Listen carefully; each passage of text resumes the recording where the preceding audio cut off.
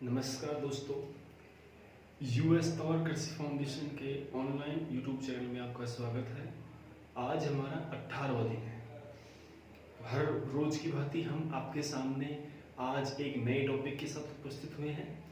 तो चलिए दोस्तों, हम आगे बढ़ते हैं हमारे टॉपिक की तरफ। तो जैसा कि आपको पता है कि हमने जो चैप्टर स्टार्ट किया था, तो वो हमारा चैप्टर चल रहा था इरिगेशन का। हम लोग इरिगेशन के बारे में पढ़ाई कर रहे थे कि इरिगेशन किसे कहते हैं और इरिगेशन फसलों के लिए क्यों आवश्यक है। सिंचाई के तमाम पहलू हमने पढ़े, बहुत सारे हमने सिंचाई करने के तरीके भी पढ़े हैं, ठीक है। इनका प्रभाव भी पड़ा है फसलों के ऊपर, कौन कौन सी विधियाँ होती ये भी हमने पढ़ा है। तो सिंचाई का ही एक टॉपिक और है, वो ये है कि पौधों में सिंचाई समय प्रबंध, ठीक है। आज का हमारा टॉपिक क्या है कि पौधों में सिंचाई समय प्रबंध। अब ये प्रबंध करना ये क्या चीज है? सिंचाई समय प्रबंध, ये लंबी सी लाइन को हमारे समझ नहीं बैठे, तो इसको हम समझेंगे सिंपल भाषा में। तो सिंपल लैंग्वेज में देखो, पौधों में सिंचाई के लिए समय का प्रबंध करना। आया समझ में? समझ दोबारा इसको। पौधों में, ठीक है, ऐसे कर इसको याद देखो, पौधों में सिंचाई के लिए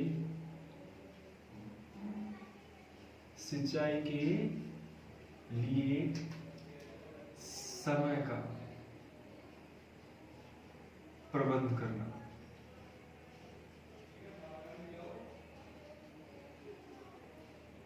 ये इसका अर्थ, इसका मीन्स निकल करके आ रहा है, इसका अर्थ निकल करके आ रहा है कि पौधों में सिंचाई समय प्रबंधन क्या है।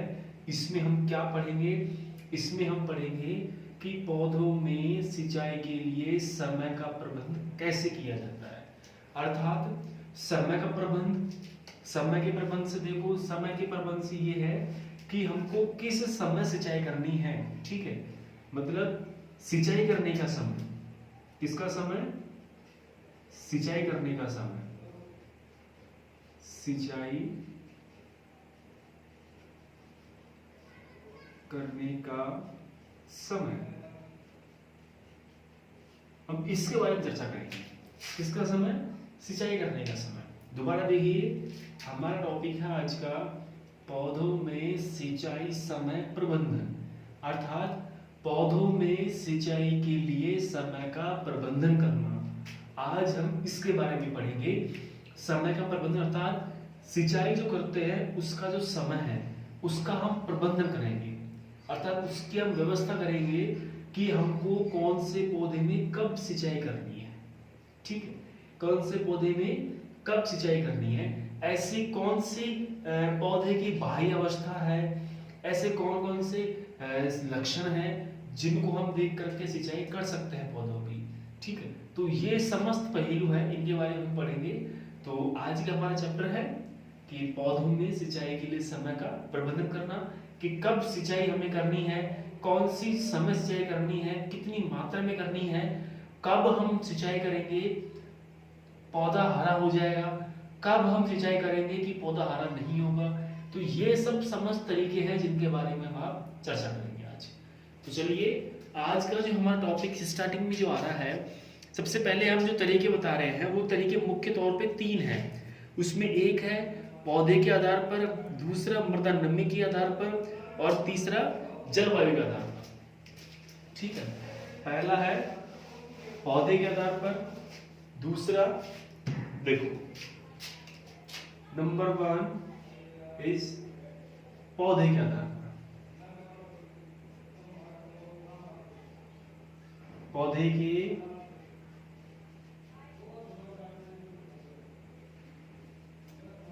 आधार पर। पहला हमारा क्या हो गया कि हम जो पौधों में सिंचाई समय प्रबंधन पढ़ेंगे, इसमें जो हमारा फर्स्ट टाइप है वो कौन सा है?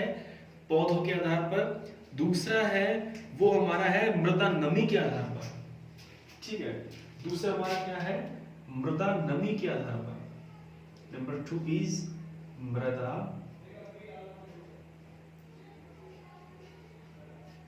नमी के आधार पर। मृदा नमी के आधार पर, ठीक है। और तीसरा हमारा है जलवायु के आधार पर। तीसरा हमारा क्या है, जलवायु के आधार पर। यह हमारा तीसरा हो गया। और चौथा जो हमारा आएगा वो आएगा अन्य, अर्थात अदर्स, ठीक है। इसको हम इंग्लिश में बोल सकते हैं अकॉर्डिंग टू प्लांट कंडीशन, ठीक है। अकॉर्डिंग टू प्लांट कंडीशन, ठीक है। दूसरा हमारा मृदा नमी के आधार पर, इसको कह सकते हो according to soil moisture content, according to soil moisture content, ठीक है। नंबर थर्ड जलवायु के आधार पर, इसको हम लिख सकते हैं अकॉर्डिंग टू क्लाइमेट, ठीक है। नंबर फोर है अदर्स, इसको क्या करेंगे अदर्स, ठीक। नंबर फोर हमारा क्या है अदर्स। तो आज हमारे सिंचाई में पौधे में जो हम सिंचाई प्रबंधन करेंगे तो उसके हम 4 तरीके पढ़ रहे हैं, जिसमें तो सबसे पहला हमारा है वो है पौधों के आधार पर अकॉर्डिंग टू प्लांट कंडीशन। तो चलिए हम इसके बारे में चर्चा करते हैं आज।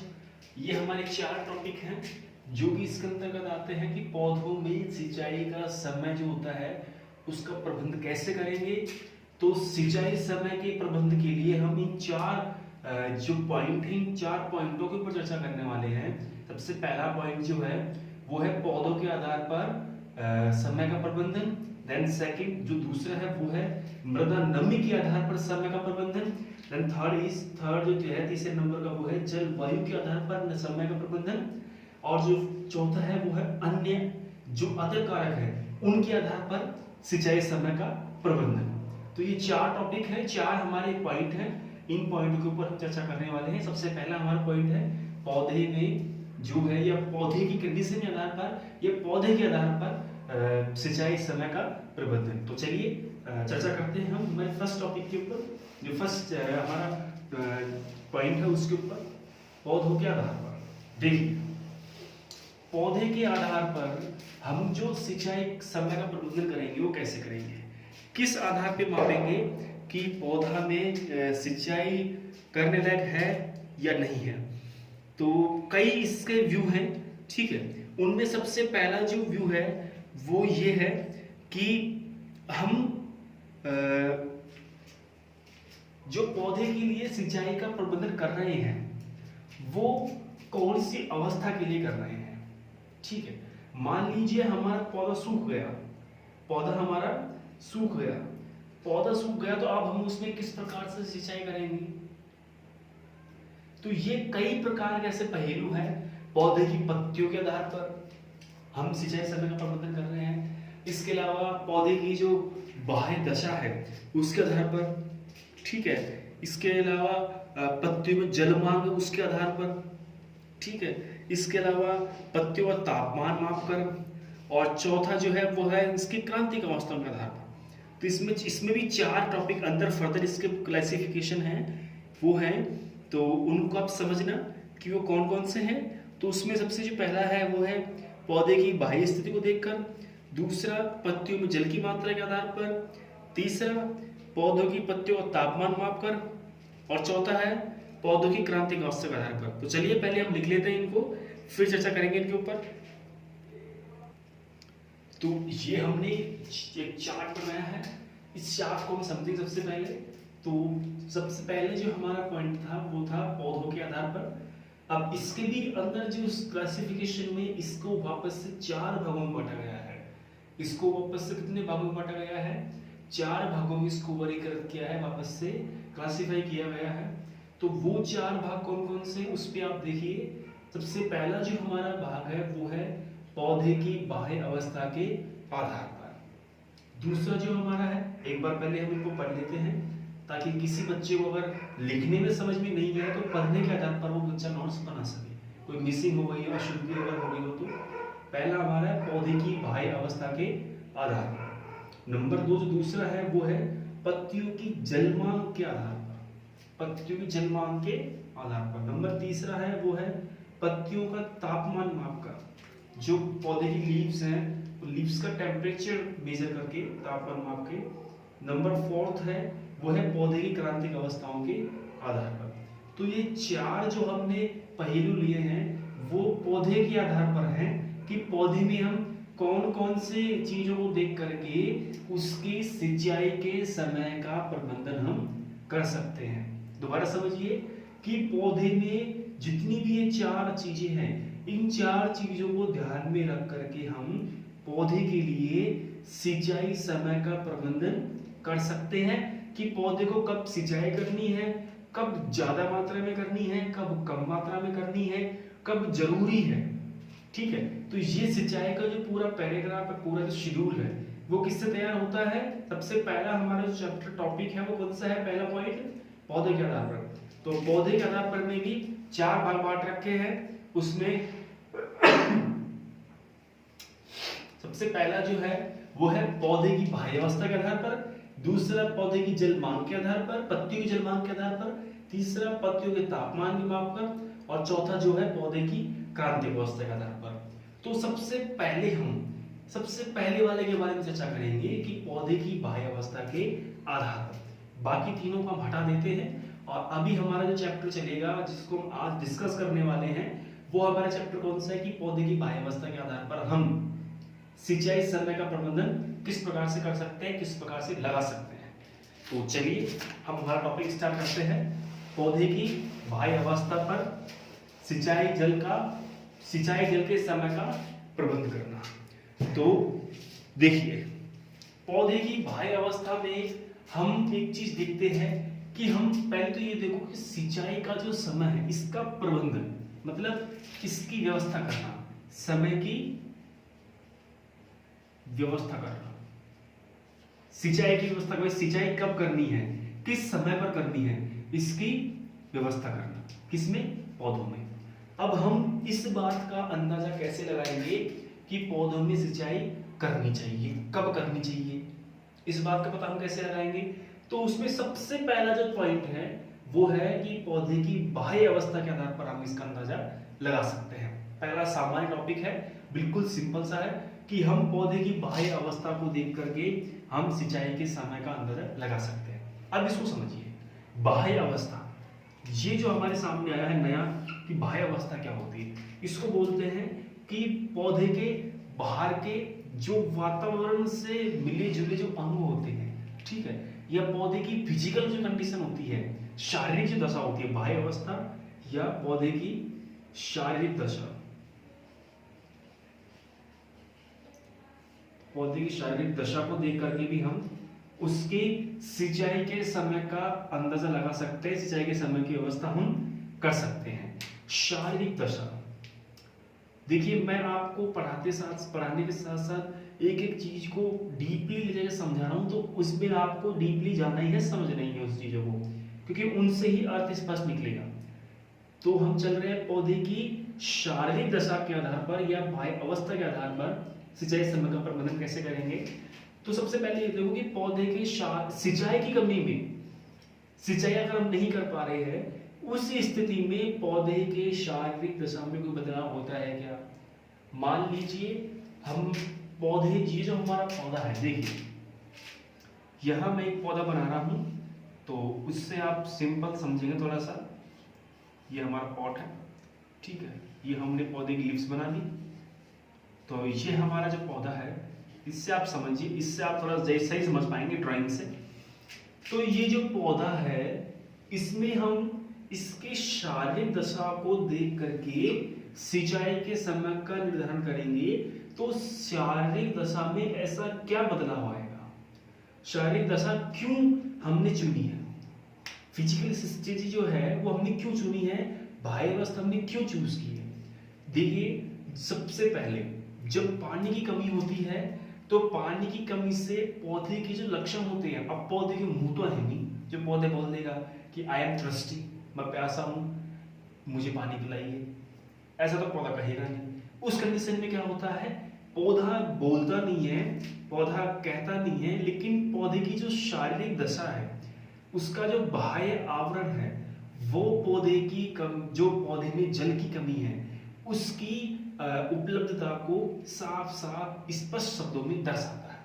तो शारीरिक दशा में अगर कोई बदलाव हो रहा है, अब बदलाव किस प्रकार का, देखिए अगर शारीरिक दशा में बदलाव जो है, पौधे के शरीर में जो बदलाव है, अगर बदलाव नकारात्मक हो रहा है, नकारात्मक से मतलब है कि पौधे में हानिकारक बदलाव हो रहे हैं, अर्थात पौधा सूख रहा है।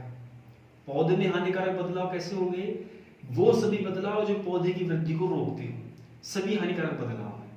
पौधे का सूखना, पौधे का मुरझा जाना, ठीक है, पौधे की कमी के कारण पौधा शिथिल हो जाना, पौधे की हाइट रुक जाना, पत्तियों का विकास कम हो जाना, पत्तियां पीली पड़ जाना। तो ये सारे जितने भी शारीरिक लक्षण हैं, जितने फिजिकल कंडीशंस जो हैं, फिजिकल सिम्टम्स जो हैं, वो सारे सिम्टम, वो सारे लक्षण हमें ये बताते हैं कि पौधे को अब जल की आवश्यकता है, पौधे को जल की आवश्यकता है। तो जल की कमी, पहला क्या हुआ, जल की कमी, कि भाई बाह्य अवस्था के आधार पर सबसे पहले क्या अंदाजा लगाएंगे कि पौधे में जल की कमी कितनी है, ठीक है। तो जो हमने अभी टॉपिक पढ़े हैं कि पौधा सूख गया, इसकी पत्तियां सूख गई। अब कई बार क्या होता है कि पौधे की ये 2-3 अवस्थाएं होती है। एक अवस्था तो 2 स्टेज होती है पौधे की। ये सबसे पहली स्टेज होती है, वो ये होती है कि अगर पौधा हल्का सा सूखा है, पौधा हल्का सा सूखा है, कमजोर दिखा है, और अगर हम उसमें सिंचाई करते हैं, इरिगेशन करते हैं, सिंचाई के द्वारा हम पानी डालते हैं, पानी पौधे को उपलब्ध करवाते हैं, और अगर पौधा हरा हो जाता है, पौधा वापस से हरा हो जाता है, तो एक अवस्था तो हमारी ये हो गई। दूसरी हमारी अवस्था है वो ये है कि पौधा सूख गया और अब हम उसमें कितना ही पानी डाल दें, पौधा वापस से अपनी पुरानी जो पूर्व जो अवस्था थी, अर्थात स्वस्थ अवस्था, यह पौधा पुनः वापस से हरा नहीं होगा। किसी भी स्थिति में पौधा वापस से हरा नहीं होगा। तो ये जो 2 अवस्थाएं हैं, इन 2 अवस्थाओं के बारे में हम पढ़ने वाले हैं, क्योंकि हमारा टॉपिक भी यही है कि पौधे की बाह्य अवस्था के आधार पर सिंचाई, जल के जो है सिंचाई का जो समय है, इसका प्रबंधन हम किस प्रकार से करेंगे। पौधे की बाह्य अवस्था के आधार पर, पौधे की बाह्य अवस्था क्यों पढ़ रहे हैं, क्योंकि हमारा जो फर्स्ट पॉइंट है वो यही है, अकॉर्डिंग टू प्लांट कंडीशन, पौधे की स्थिति के आधार पर। पौधे में क्या स्थिति है पौधे की, अब स्थिति क्या है कि पौधा सूखा है या हरा है, यही आते हैं ना।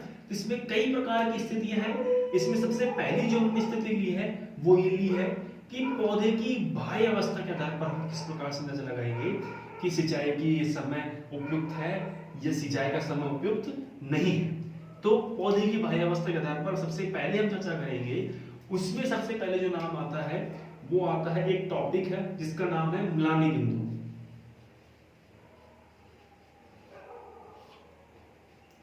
जो नाम है वो कौन सा है, म्लानी बिंदु। अंग्रेजी में इसको बोलते हैं विल्टिंग पॉइंट।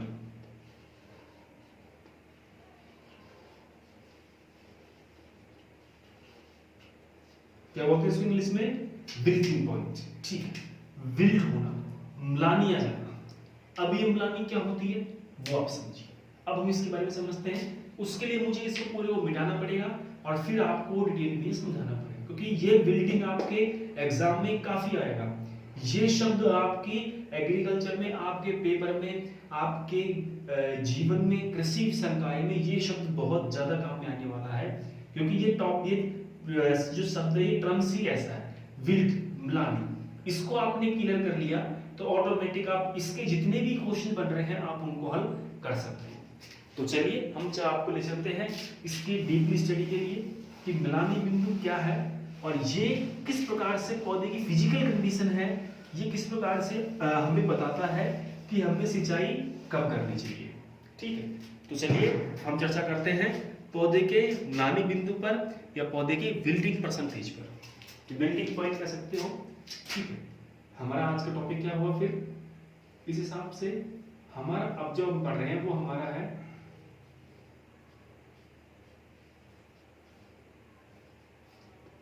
म्लानी प्रतिशत कह सकते हो या म्लानी बिंदु कह सकते हो, एक ही बात है, ठीक है। विल्टिंग परसेंटेज, ठीक है।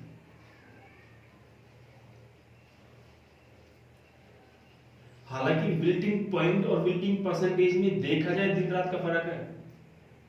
विल्टिंग परसेंट और विल्टिंग पॉइंट दोनों में दिन रात का फर्क है, लेकिन हम समझने के लिए इनको एक समझ सकते हैं अभी कुछ समय के लिए कि विल्टिंग परसेंट भी वही चीज है,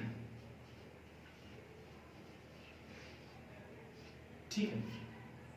विल्टिंग परसेंट पहले देखिए कि म्लानी क्या होता है, इसके बारे में समझिए। विल्ट, इसको बोलते हैं दूसरी भाषा में सूखना। क्या बोलते हैं इसको दूसरी भाषा में? सूखना, ठीक है। पौधे में समझिए आप इस चीज को कि पौधा जो है, पौधे में जल की मात्रा कम होने पर, क्या कम होने पर? जल की मात्रा कम होने पर, पौधे में जल की मात्रा कम होने पर, पौधे में जल की मात्रा कम होने पर पौधा सूखना प्रारंभ हो जाता है, सूखना प्रारंभ हो जाता है। दोबारा समझिए कि पौधे में जल की मात्रा कम होने पर या पौधे में जल की कमी होने पर, पौधे में जल की कमी होने पर हमारा जो पौधा है वो सूखना प्रारंभ हो जाता है।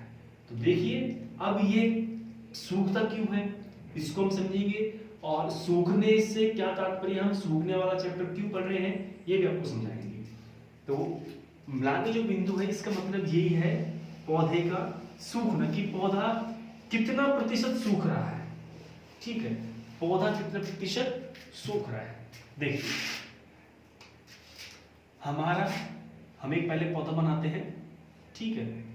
उसके बाद हम चर्चा करेंगे उसी इस चैप्टर पे हम डीपली कि ये जो टॉपिक हमें क्या समझाना चाह रहा है, ठीक। ये हमारा पौधा हो गया जिसकी ये हम छोटी छोटी पत्तियां बना रहे हैं जल्दी से, ताकि आपके समझ में बहुत अच्छा समझ में आए और आप इसको भूले नहीं एक बार पढ़ने के बाद। तो ये हमारा क्या है? पौधा। क्या है हमारा? ये पौधा है, ये इसको कह सकते हो प्लांट है, ठीक है। ये हमारा क्या है? प्लांट। अब आप समझिए कि पौधे का सूखना, पौधे का सूखना ही क्या है? विल्टिंग है, म्लानी है। कई पौधे क्या होते हैं? पानी के प्रति बहुत ज्यादा संवेदनशील होते हैं, बहुत ज्यादा पानी के प्रति अपने आप को समर्पित रखते हैं कि जैसे ही पानी मिला तुरंत हरे हो जाते हैं, जैसे पानी मिलना बंद हुआ तुरंत सूख जाते हैं। तो कई पौधे जो होते हैं वो मोर ससेप्टेबल फॉर वाटर, पौधे के प्रति ज्यादा संवेदनशील होते हैं, तो इसलिए उनके बारे में चर्चा करना बहुत जरूरी है। तो जो हमारा पौधा सूख रहा है ये दो प्रकार से सूखता है। पहली अवस्था हमारी ये है जिसको हम कह सकते हैं ए अवस्था, ठीक है। इस ए स्टेज में क्या होता है?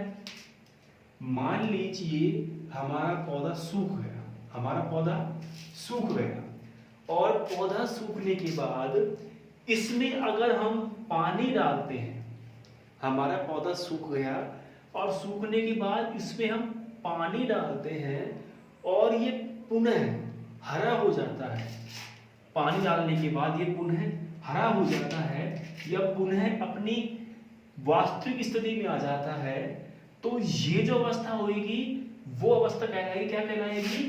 अस्थायी म्लानी बिंदु। क्या कहलाएगी? अस्थायी म्लानी बिंदु अवस्था या टेम्परेरी विल्टिंग परसेंटेज या टेम्परेरी विल्टिंग स्टेज, ठीक है। तो वो अस्थायी सूखा है, वो कौन सा कहलाएगा? अस्थायी सूखा। दोबारा समझिए कि ये हमारा पौधा है, ये हमारा पौधा सूख गया और इस पौधे में हमने पानी डाला और ये वापस से अगर हरा हो जाता है, पुनः अगर ये हरा हो जाता है, तो ये जो अवस्था कहलाएगी, ये कौन सी अवस्था कहलाएगी? अस्थायी म्लानी बिंदु।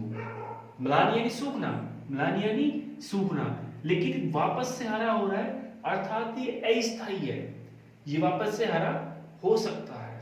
ठीक है, ये वापस से कम बैक कर सकता है अपनी जो पुरानी स्थिति है उसके अंदर, अपनी जो ग्रीन स्टेज है उसके अंदर। ठीक है, तो ये कम बैक कर सकता है, वापस से पुरानी अवस्था में आ सकता है। तो एक तो अवस्था हो गई ये। दूसरी स्टेज सुनिए आप, दूसरी स्टेज हमारी है वो ये है कि मान लीजिए ये हमारा पौधा है, ये सूख गया, इसको हम बी स्टेज मान रहे हैं। अब पहले हमने ए माना था, अब माना कि ये हमारा बी पौधा है और ये हमारा सूख गया, पौधा सूख गया। ठीक है, अब इसमें अगर हम पानी डालते हैं और पानी डालने के बाद वापस से ये हरा नहीं होता है, वापस से ये हरा नहीं होता है, तो ये पौधे की जो अवस्था है, ये अवस्था कौन सी कहलाएगी? परमानेंट विल्टिंग स्टेज, अर्थात परमानेंट या फिक्स या स्थायी सूखा। क्या कहलाएगी? स्थायी सूखा।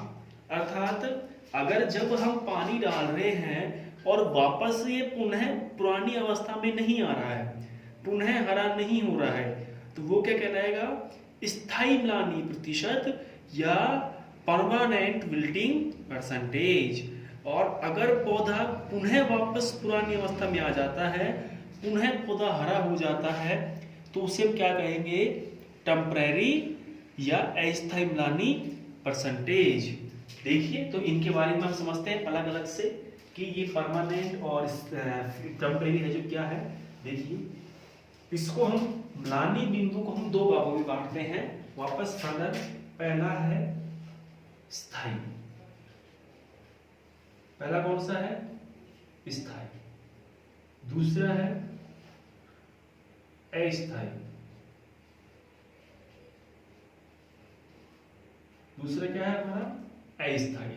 पहला हमारा फिक्स और दूसरा हमारा है टेम्परेरी। टेम्परेरी इसको बोलते हो, टेम्परेरी इंग्लिश में शुद्ध यही होता है। तो पहला हमारा फिक्स्ड, दूसरा हमारा टेम्परेरी।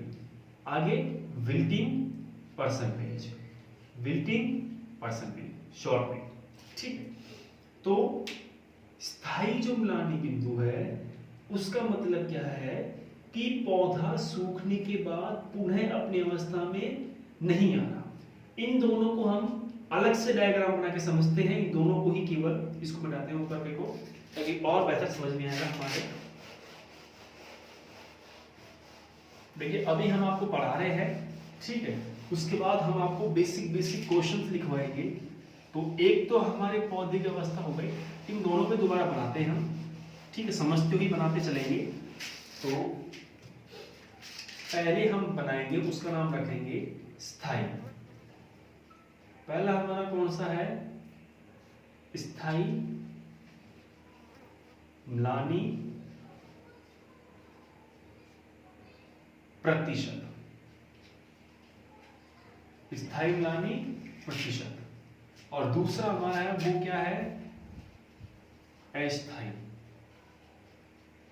दूसरा हमारा कौन सा है? अस्थायी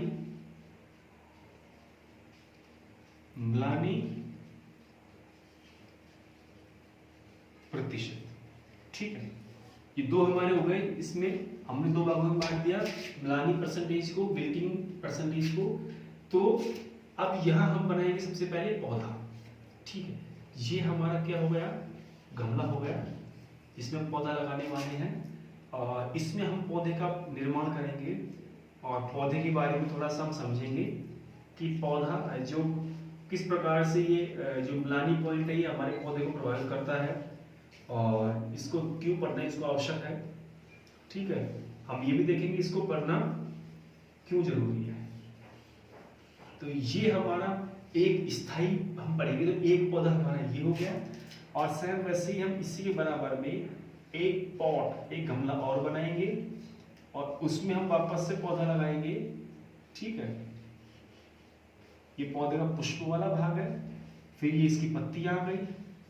ठीक है, आप भी बच्चों पौधों बुक में इस प्रकार से बना बना के याद किया करो, आप जल्दी याद होगा आपको। ठीक है, ये साइंस की ट्रिक है, ड्राइंग बनाओगे उतना अच्छा आपको याद होगा।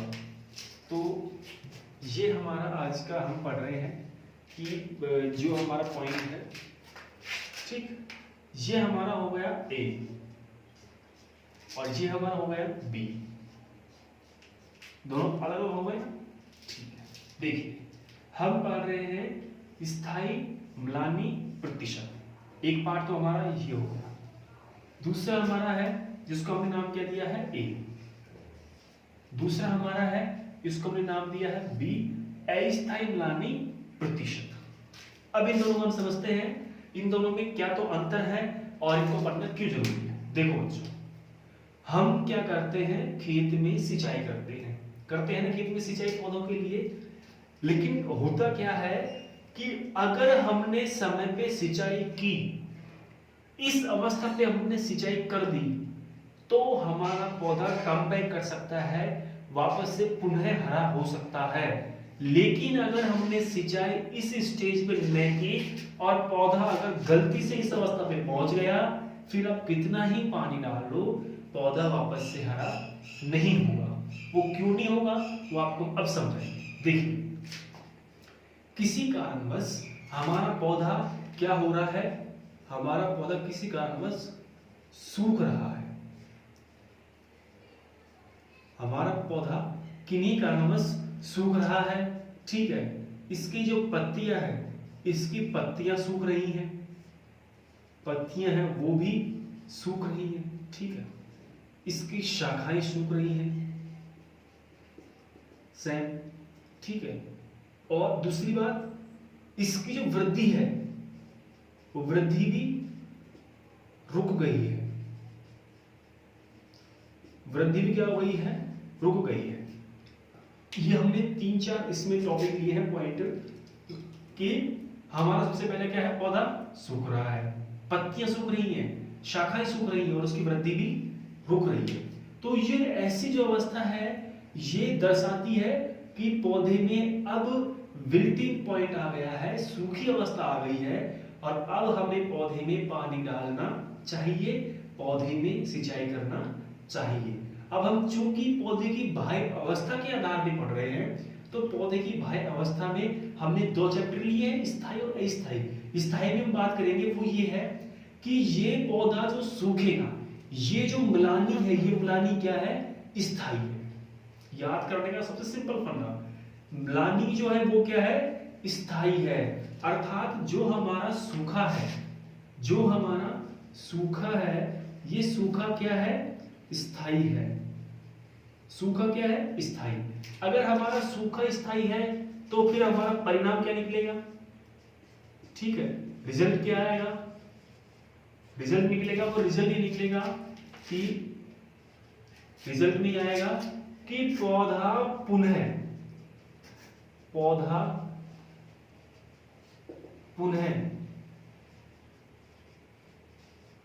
अपनी अवस्था में नहीं आ सकता सिंचाई करने पर भी। ठीक है, या आप ऐसे लिख सकते हो कि सिंचाई करने पर भी पौधा अपनी पुनः अवस्था में या पुरानी अवस्था में वापस नहीं आ सकता। तो ये जो नहीं आने वाली अवस्था है ये क्या कहलाएगी, स्थायी म्लानी बिंदु। अर्थात इसमें जो सूखा है वो इस सूखा क्या हो गया है, स्थायी हो गया है, फिक्स हो गया है। सूखा क्या हो गया है, स्थायी हो गया है, फिक्स हो गया है। अब आप इसमें कितना ही पानी डाल दो, ये पुनः हरा होने वाला नहीं है, ये पुनः अपनी अवस्था में आने वाला नहीं है, पुनः अपनी पूर्व अवस्था में आने वाला नहीं है।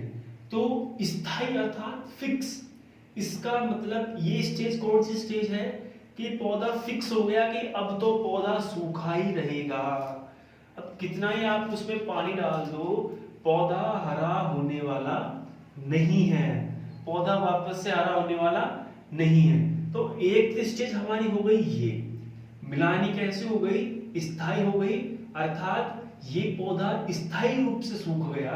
अब इसमें आप कितना ही पानी डाल दो, ये पौधा हरे होने वाला नहीं है।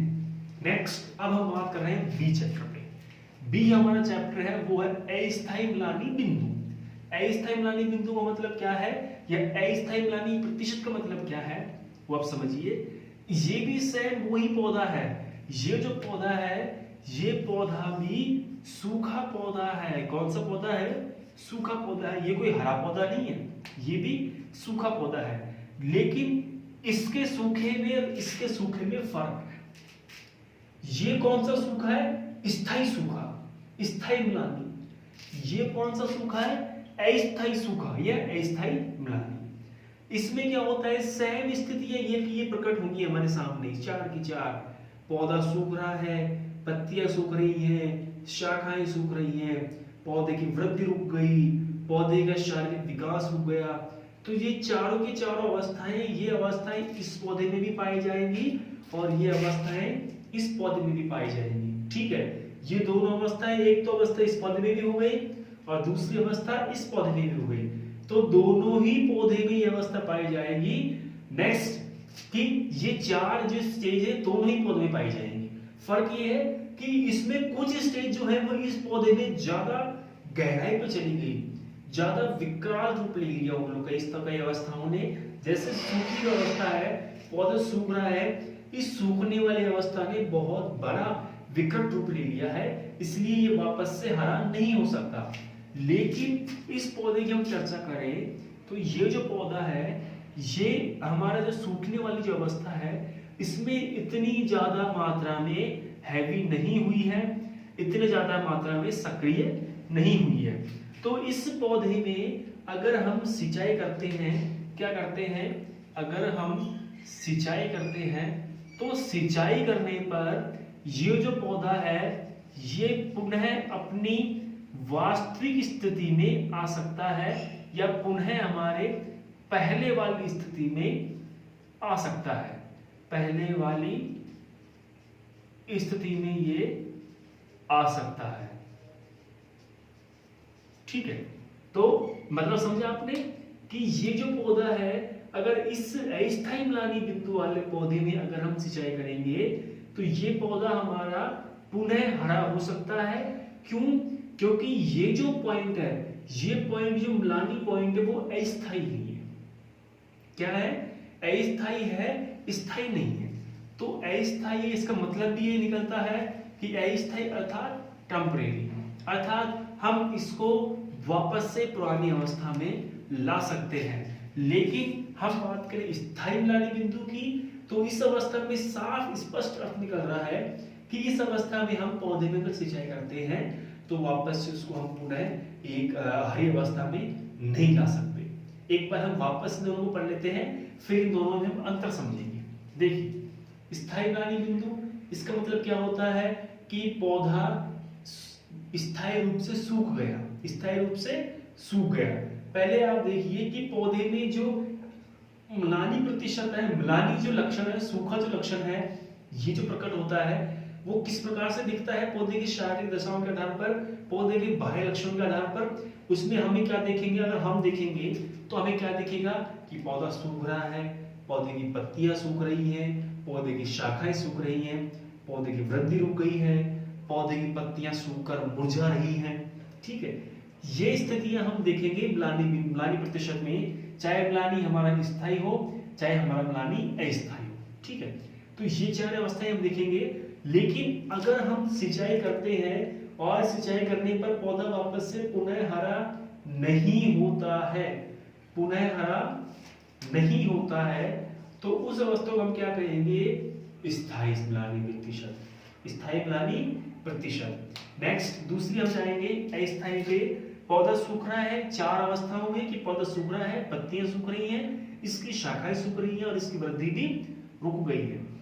इस अवस्था में अगर हम सिंचाई करते हैं, when we are going to irrigate, अगर हम इसमें सिंचाई करते हैं तो this plant come back these old stage, these all life. अगर हम इसमें इरिगेशन करते हैं तो ये पौधा अपनी पुरानी अवस्था में कम बैक करता है, पुरानी अवस्था में आ सकता है, या dry plant are convert to green plant. ये सूखा जो पौधा है ये हरे पौधे में कन्वर्ट हो सकता है, ये अपनी पुरानी अवस्था में परिवर्तित हो सकता है। तो अस्थायी अर्थात ये हरा हो सकता है, इसमें हम पानी डालें तो, और स्थायी ये हरा नहीं हो सकता, इसमें हम कितना ही पानी डालें। लेकिन सूखने वाली अवस्था पर, कौन सी अवस्था पर? म्लानी अवस्था पर। अगर म्लानी अवस्था पे हम पानी डालेंगे और वो हरा नहीं हो रहा है, इसका मतलब स्थायी म्लानी है, और अगर हरा हो रहा है तो अस्थायी म्लानी है। अब ये हमने समझ लिया, समझ में आया होगा आपके। अब एक बार हम इसमें दोनों में अंतर स्पष्ट कर देते हैं, अंतर से आपके समझ में और भी अच्छा आ जाएगा। जब आप इन दोनों के बारे में अंतर लिख लोगे तो अंतर लिखने से क्या होगा, आपके समझ में बहुत ही अच्छा आएगा। तो चलिए इनमें हम एक बार अंतर समझते हैं। देखिए बहुत ही सिंपल चैप्टर है, लेकिन हम आपको थोड़ा धीरे धीरे पढ़ाते हुए चल रहे हैं ताकि आपका बेसिक टर्म्स अच्छा क्लियर हो। और दूसरी बात यह है कि मैंने देखा है कि हमारी कक्षा को 11वीं जिन विद्यार्थियों ने 11वीं की परीक्षा दी है, या मतलब परीक्षा देंगे, जो विद्यार्थी 12वीं में प्रवेश लेने वाले हैं वो विद्यार्थी भी हमारी कक्षाओं से जुड़े हुए हैं। तो उन विद्यार्थियों की भी ये चैप्टर जो चलेंगे, ये चैप्टर उन विद्यार्थियों के भी क्लियर हो जाए। तो चलिए स्थायी म्लानी जो प्रतिशत, इसकी विशेषता क्या है कि इसमें क्या होता है, स्थायी म्लानी प्रतिशत में पौधा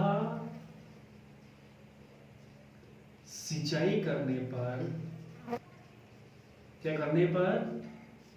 सिंचाई करने पर पुनः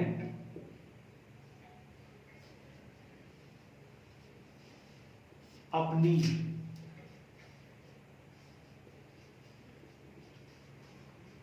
वास्तविक अवस्था, पुनः अपनी वास्तविक अवस्था या हरी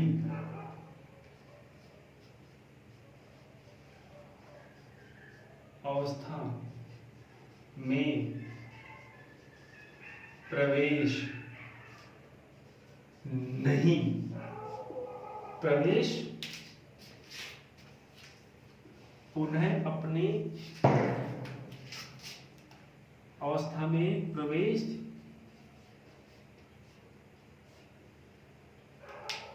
नहीं कर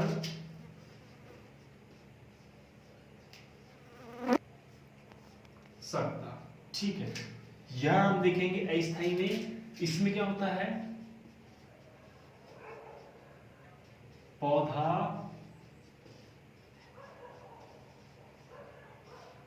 सिंचाई करने पर पुनः अपनी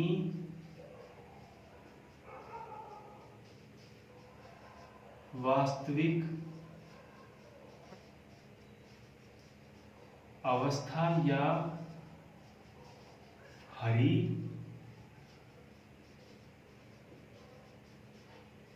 अवस्था में प्रवेश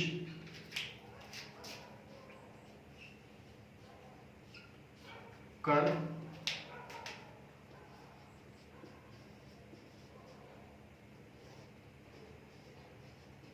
सकता है।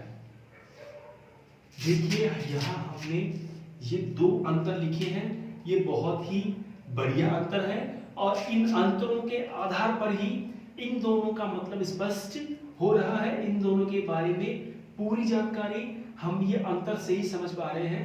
तो एक बार चलिए इसको समझते हैं हम कि पौधा सिंचाई करने पर पुनः, पुनः का मतलब क्या है कि अभी जो स्थिति है वो पौधे की स्थिति कैसी है, वर्तमान में म्लानी स्थिति है, अर्थात सूखी स्थिति है। पौधे की स्थिति वर्तमान में कैसी है, सूखी है। लेकिन अगर पौधे में पुनः अपनी वास्तविक या पौधा सिंचाई करने पर सॉरी यहाँ आएगा सिंचाई, बीच में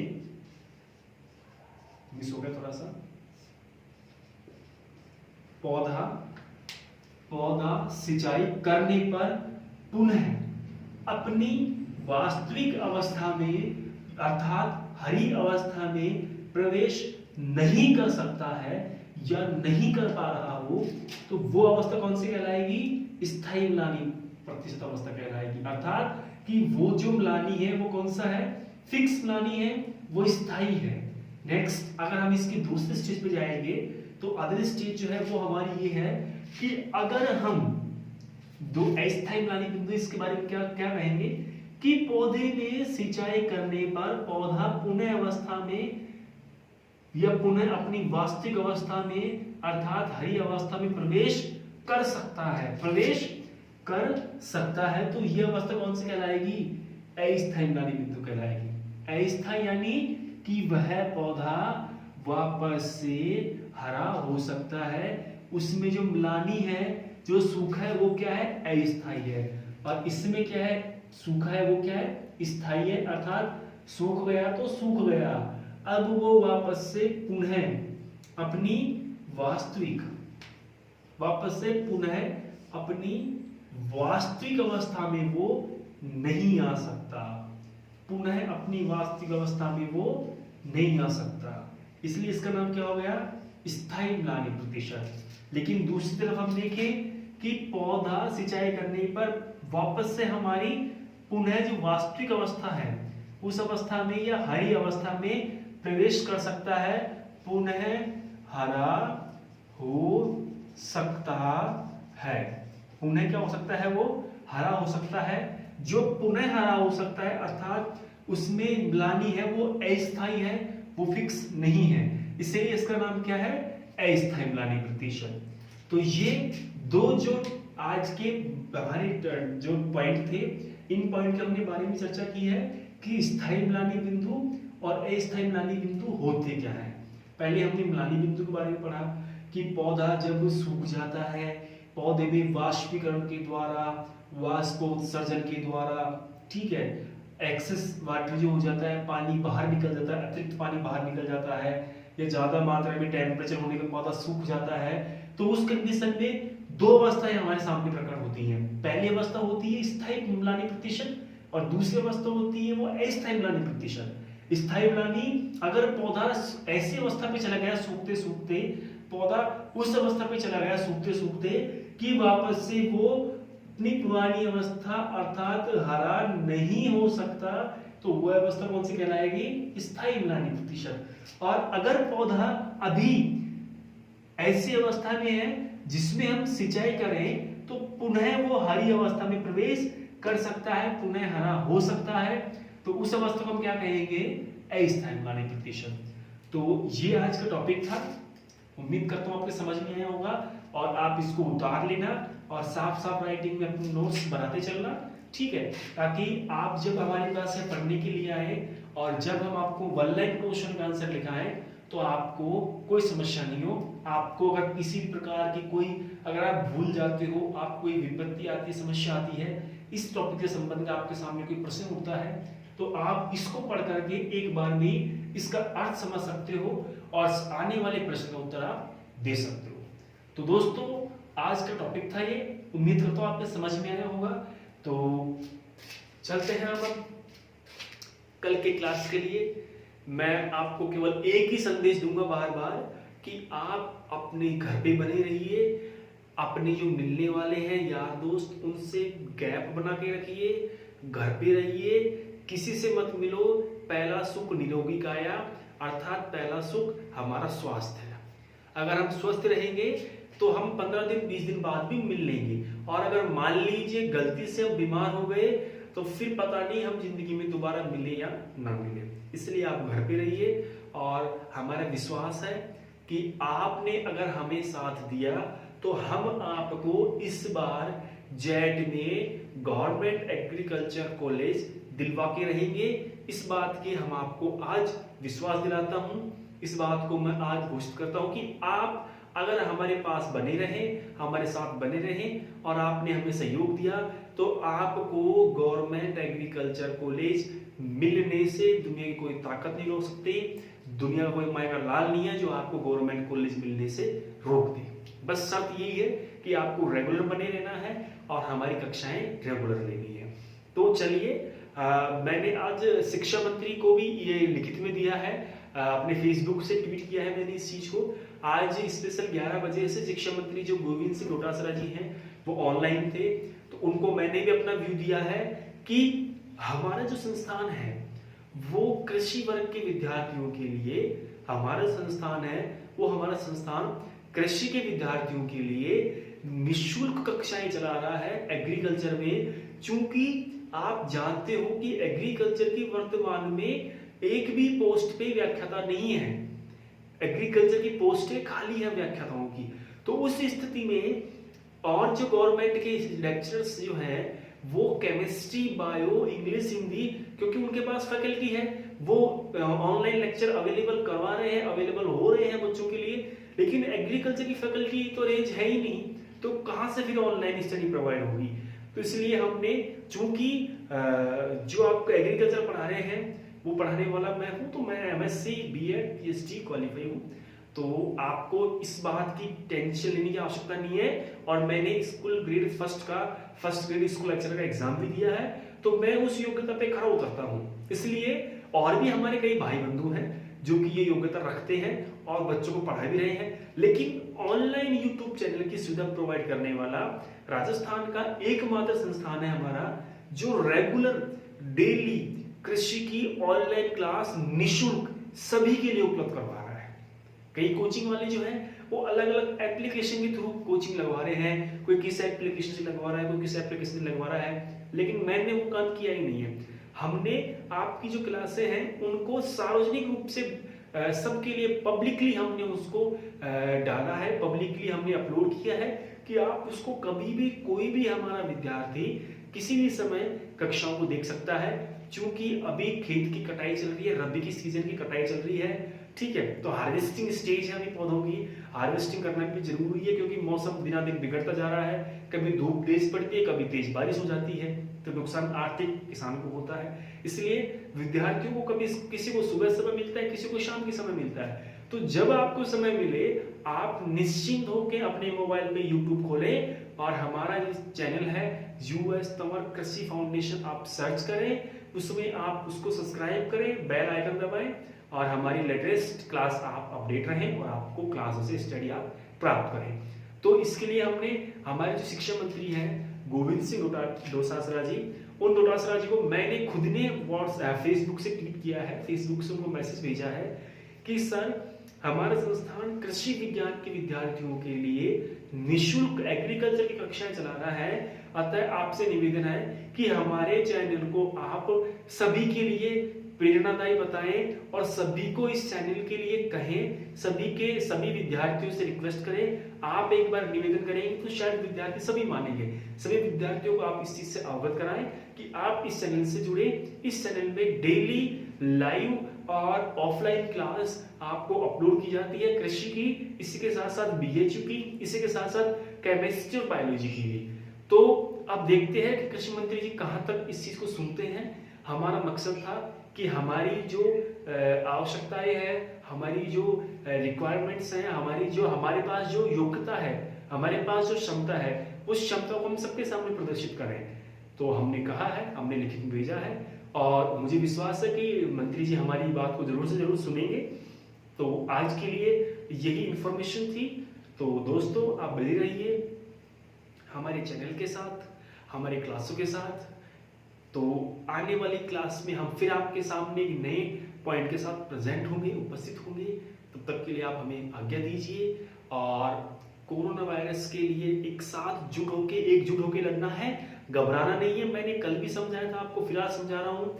कई बच्चे फिर भी भ्रमित हो रहे हैं कि सर अब क्या करें, अब तो कुछ बचा ही नहीं है। बिल्कुल मत घबराओ, सीधी सी बात है। आप अगर घबरा गए तो ये समझ लो आप यहीं हार गए। घबराना नहीं है, हमें जीतना है, हारना नहीं है। घबराना नहीं है, हारना नहीं। अगर आप घबरा गए इसका मतलब आप हार गए। तो हमें निश्चिंत रहना है, रेगुलर बने रहना है और डेली हमें क्लास लेनी है। तो चलिए दोस्तों, अब आगे दीजिए आप। तो आने वाली क्लास के लिए हम आपके सामने फिर पेश होंगे। तब तक के लिए धन्यवाद, शुक्रिया, हैप्पी डे, थैंक यू।